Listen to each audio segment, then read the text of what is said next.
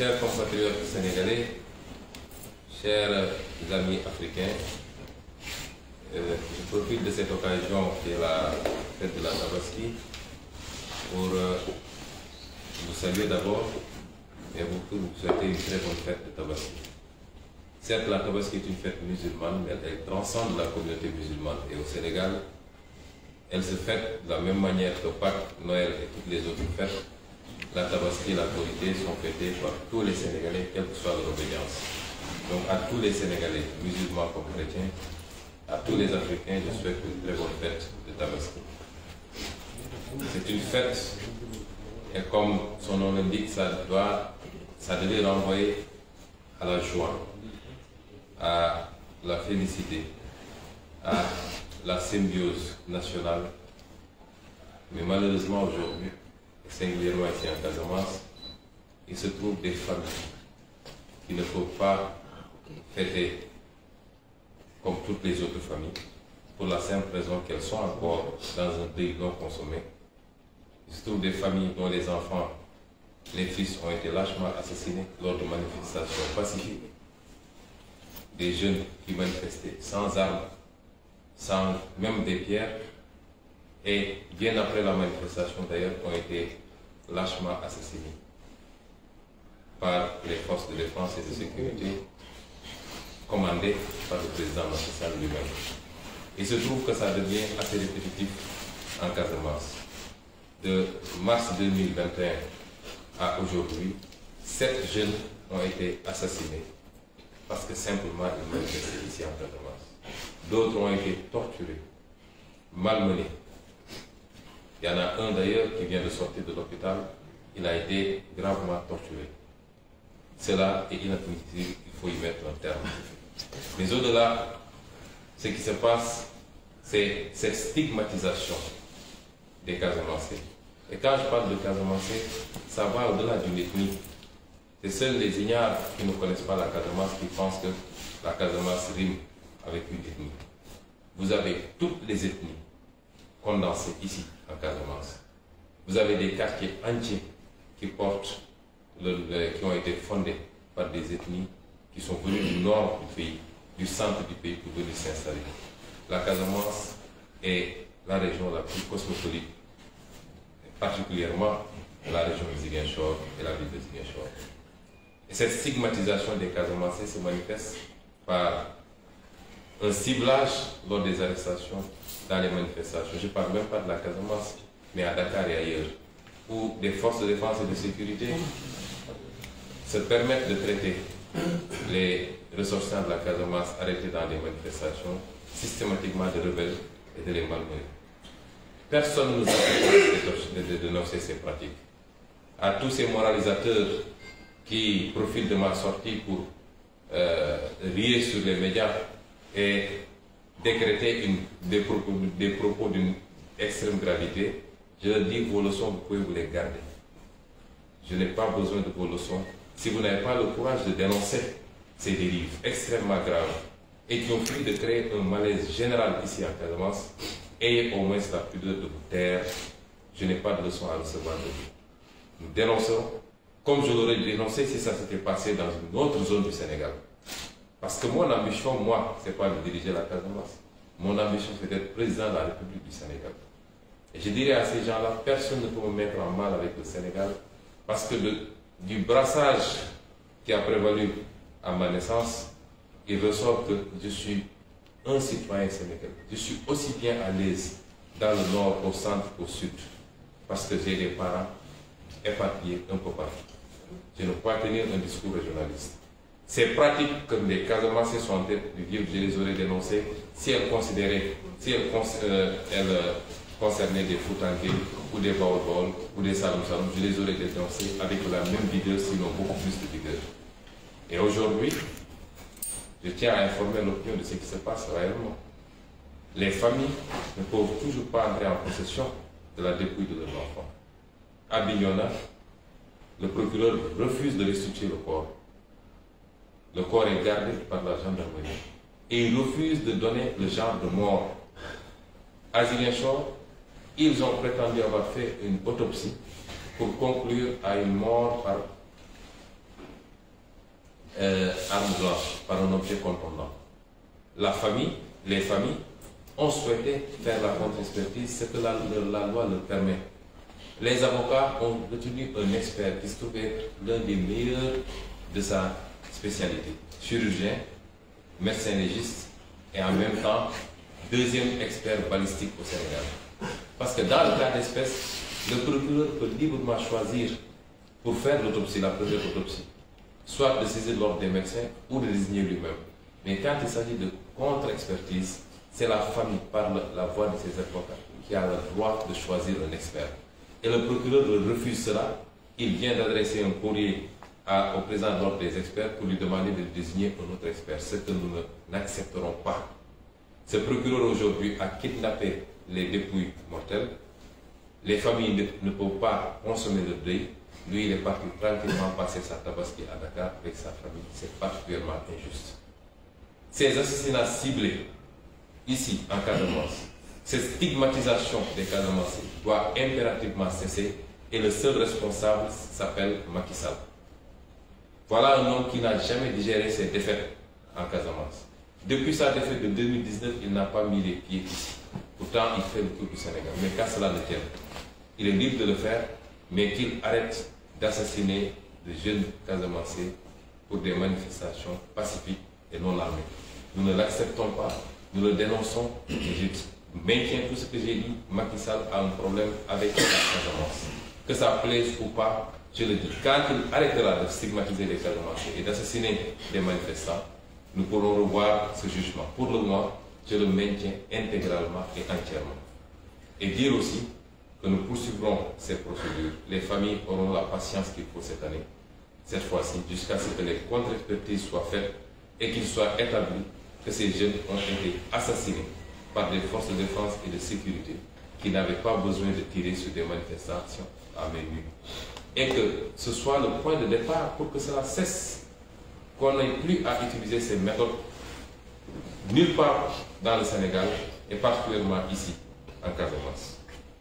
Je voudrais dire également que, surtout aux politiciens locaux qui me traitent même de rebelle, je veux bien, ils n'ont qu'à consommer tranquillement le butin de leur position et de leur compromission vis-à-vis de Macky Sall et avoir cette fois-ci également la pudeur de se taire.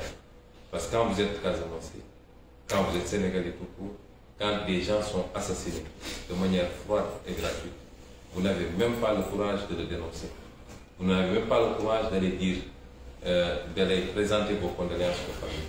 Vous n'avez même pas le courage de dire à Macky Sall, même si c'est votre allié, votre président de parti, que c'en est trop et qu'il faut qu'il arrête, vous devez avoir la pudeur de vous taire. Je leur dirais que moi, je suis venu à Ziguinchor pour faire un travail et je vais le faire, s'il plaît à Dieu, avec des résultats probants. Le niveau du débat politique n'est pas à ce niveau-là. Il a prié à telle mosquée ou à telle autre mosquée. Il refuse de prendre mon mouton ou mon cochon, etc. Ça, ce n'est pas un débat politique. Je n'ai pas du temps à faire avec ces débats mineurs. J'ai un mandat des Ziguinchorois. Je serai au service des Ziguinchorois entièrement, mais dans la droiture et dans la vertu. Ce que j'ai toujours appris, ce que je me suis toujours évertué à faire, ce qui a fait que j'ai fait 15 ans de service public aux impôts et domaines. Personne ne pourra vous dire que j'ai une fois flanché dans les procédures. J'ai une fois flanché pour avoir été corrompu, ou alors que je me serais livré à de la concussion. C'est la même chose que j'appliquerai ici, à Ziguinchor, et demain c'est la même chose que j'appliquerai si je suis président de la République du Sénégal. Instrumentaliser des jeunes étudiants qui manipulent d'autres étudiants et qui ne leur disent pas la vérité, c'est des méthodes qui ne marchent pas avec moi. Ce qui s'est passé avec les étudiants, vous l'avez suivi, j'en ai tiré une conclusion. Nous n'étions pas tenus de faire parce que nous n'avons pas de compétences en matière d'enseignement supérieur. Nous voulons bien aider, mais si ça se transforme en manipulation politique, j'ai décidé simplement de résilier ce contrat à partir du 2 novembre et à la place de voir des étudiants vraiment nécessiteux qui sont dans certaines situations et de leur allouer des bourses d'études pour les aider à supporter les difficultés d'existence à Dakar particulièrement. Pour les autres, nous maintenons les logements qui ont été pris, particulièrement à Bambey et à Saint-Louis. Je voudrais dire à ces acteurs politiques que la politique c'est autre chose, c'est les idées, c'est les programmes, mais la politique c'est surtout conquérir la confiance des populations par un discours et par un comportement.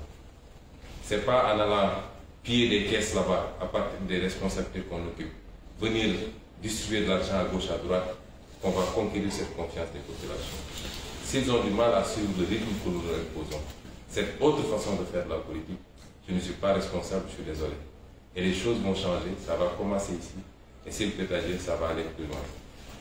Je voudrais également lancer un appel aux Sénégalais parce que c'est extrêmement important. Nous savons tous maintenant que Macky Sall est décidé à faire un troisième mandat. Et décidé à déposer une troisième candidature. Parce que troisième candidature ne rime pas avec troisième mandat. Le président Abdoulaye Wade avait décroché sa troisième candidature, il n'a pas obtenu un troisième mandat. Nous savons tous que Macky Sall est décidé à faire une troisième candidature. Et nous savons tous que ce sera le début d'une instabilité chronique dans ce pays. Parce que ce que les Sénégalais n'avaient pas accepté pour Abdoulaye Wade. Et lui, il était là, à la place de l'Obélisque, à se battre contre la troisième candidature d'Abdoulaye Wade. Ces Sénégalais ne l'accepteront pas pour Macky Sall. Mais il ne fait plus l'ombre d'un doute. Vous avez vu qu'il vient de commettre un cabinet américain à qui il paye des milliards des impôts des Sénégalais. C'est très grave. Pour aller faire son lobby auprès des institutions internationales, auprès des chancelleries étrangères, auprès des présidents étrangers, auprès des milliers d'affaires internationaux, c'est-à-dire ceux qui l'intéressent lui, parce qu'il n'a jamais été le président des Sénégalais, il est le président des lobbies étrangers, pour les convaincre de valider sa troisième candidature.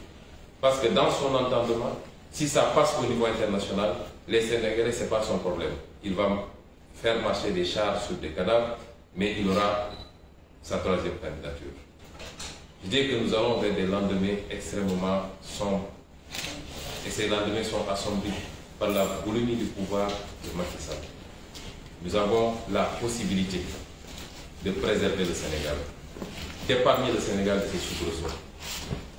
Chers compatriotes, nous avons une chance unique d'écarter définitivement toute possibilité d'évocation d'un troisième mandat.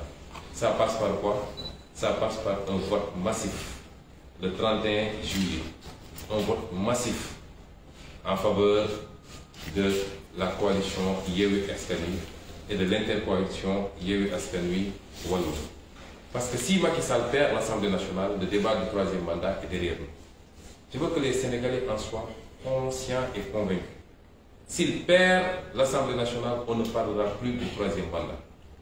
Si on lui donne encore une majorité, il va en sortir regardé, il va immédiatement engager le débat du troisième mandat qui risque de brûler ce pays. Est-ce que nous souhaitons cela? Absolument non. Et à ceux qui vous disent que si l'opposition est majoritaire, le pays sera bloqué. Dans combien de pays l'opposition a été majoritaire? Aujourd'hui en France, le président Macron n'est plus majoritaire, il a une majorité relative mais pas absolue.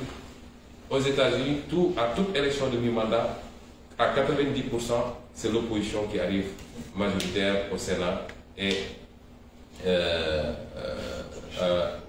au Parlement. Et ça n'a jamais bloqué le pays.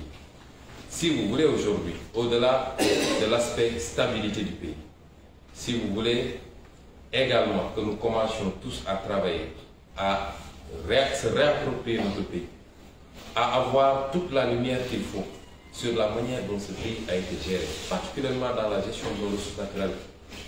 Par rapport à la corruption, vous entendez des proches du président qui gardent des milliards dans le chambre, alors que le Sénégalais, le petit Bourgogne, ne peut pas se payer un mouton. Par rapport à la gestion de tous les secteurs socio-économiques de ce pays, il faut confier l'Assemblée nationale à la majorité. Ce sera confier l'Assemblée nationale à l'opposition. Donner la majorité à l'opposition. Ce sera une opposition responsable qui ne bloquera pas le pays, mais qui encadrera les pouvoirs du président Macky Sall. Parce que comme dit l'adage, pour que la démocratie marche, il faut que le pouvoir puisse limiter le pouvoir. Or, vous avez vu que la justice et une bonne partie de la justice est phagocytée par le pouvoir exécutif. Vous avez vu que l'Assemblée nationale n'a été l'ombre que d'elle-même pendant ces 5 dernières années. Si vous voulez avoir un contre-pouvoir, il faut aujourd'hui faire confiance et voter massivement à l'opposition, qui pour les 15 ou 16 mois qui resteront pour les mandats, le second mandat et dernier mandat de Macky Sall, cette opposition-là se chargera d'encadrer de manière très responsable l'exécution du pouvoir et des décisions exécutives. C'est cela que je voulais délivrer comme message. Nous vous remercions encore une fois. Nous vous souhaitons une bonne fête et nous vous demandons, quelle que soit votre écoute, quelle que soit votre région, quelle que soit votre appartenance, nous vous demandons de dire non à cette volonté clairement exprimée par Macky Sall de compromettre l'un des rares acquis extrêmement solides du Sénégal, c'est-à-dire notre cohésion sociale.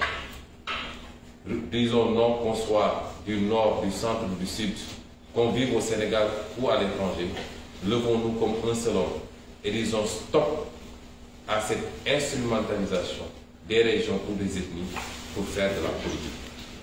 Je vous remercie et vous souhaite une bonne fête. Merci.